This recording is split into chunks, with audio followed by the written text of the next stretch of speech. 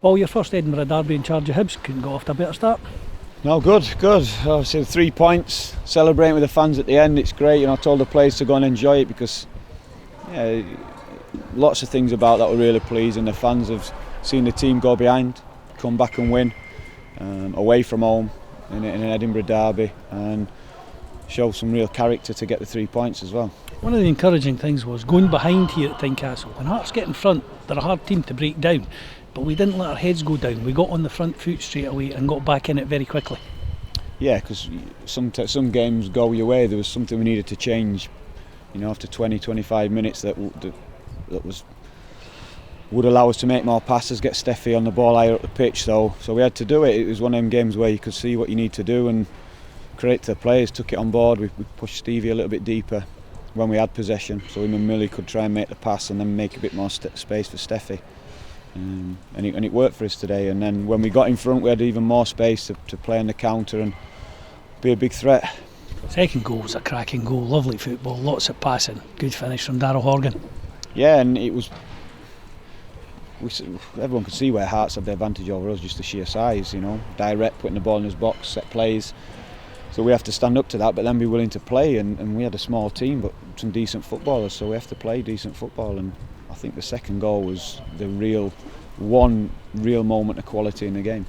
We did have chances after that as well. It wasn't as if that was the only chance we had in the second half. Unfortunately, just couldn't get the third one to take us a bit clearer. Yeah, and that, as I say, once we went in front 2-1, you get a different feeling on the side because the game is going to naturally open up. We have to be conscious of their threat, as I say, more bodies in the box, more balls in the box, something potentially dropping for them, but with them having to push and expose ourselves in that way, there's more space for us to take advantage. So when we went in front, I was confident, and I probably did fancy us to get another. And you'd be delighted with the way the guys at the back stood up to it as well. They're up against a big unit in Ekpezu, but Darren McGregor, Paul Hanlon coped well. Fantastic, and the full-backs and the midfield boys in front, and the subs who came on fell back on a lot of work that they did when we first came in how we need to deal with crosses, because if a team's that adamant that they want to put the ball in your box, sometimes you've just got to be able to deal with it when it comes in, and we did that to a man, and that's ultimately what's got us the 3 points. You'll have had experience, obviously, derby matches as a player down south and as a manager down south. This one here, how did you treat it as a manager? Is it just another game and just 3 more points as far as you're concerned? Yeah, boringly it is for me, because when I'm outside the pitch, I didn't hear anything from any of the fans about me, anything, just watching the game.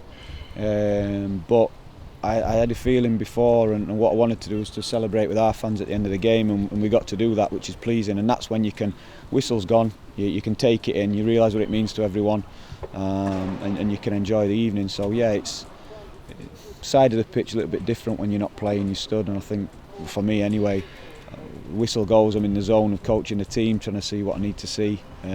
Final whistle went today, then you can relax and enjoy it and celebrate with everyone. And the split fixtures start after another break, unfortunately. We've got a bit of momentum going, we get another break coming around, but we go into those games a place higher up the table in 5th spot, and surely still looking at teams above us. Yeah, fantastic. Listen, we'd have bit everyone's hand off when I came in here and the position we're in. If someone going to say you'd secured top 6 with a game to go, we'd have bitten their hands off, regardless of the result today. And then we've got that special result today, which is great, and it gives us that momentum going into what are going to be the 5 toughest games, because we're playing all the top teams. Does it give you an opportunity to give the guys a wee bit of a break at some point? Yeah, and that's what we're going to do, make the most of it now, give them a little break, then we'll be back in, and we'll be preparing then, as I say, for the final sort of 6 weeks of the season.